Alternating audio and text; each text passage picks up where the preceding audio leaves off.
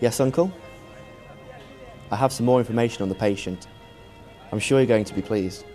We'll see.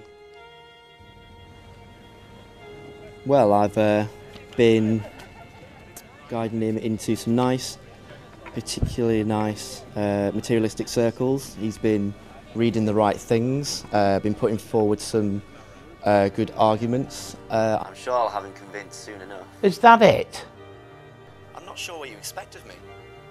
Listen to yourself. You'll have him convinced.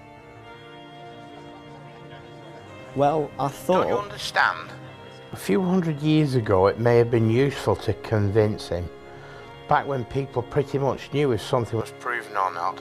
But now, Wormwood, we have such tools as the press, the media.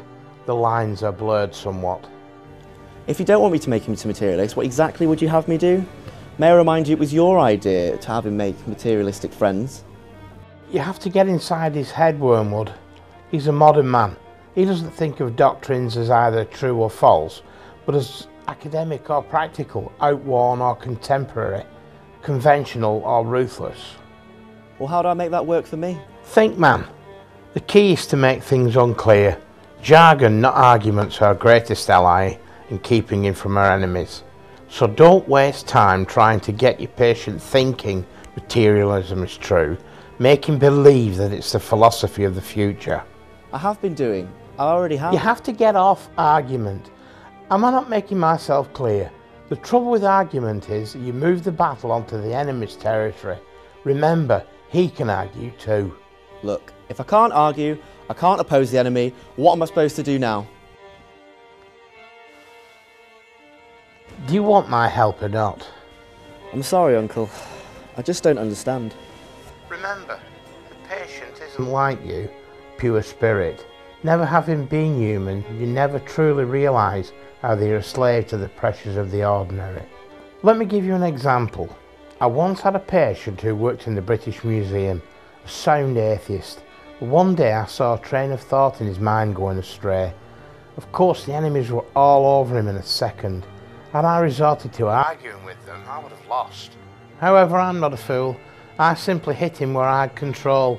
I suggested it was time for lunch and that the issue was too much to tackle on an empty stomach. Before you knew it, he was halfway out the door. I then showed him the free paper by the train station, a little coffee shop, and moments later he was sat down with his paper enjoying a dose of real life, which to him was the coffee and the paper. The train of thought a moment ago was a distant memory. Needless to say, he is now safe in our Father's house. Pressures of the ordinary? Indeed, when it comes to physical propaganda and twisting of the truth, our Father below is proving to be far superior. By the very act of arguing, you awaken the patient's reasoning.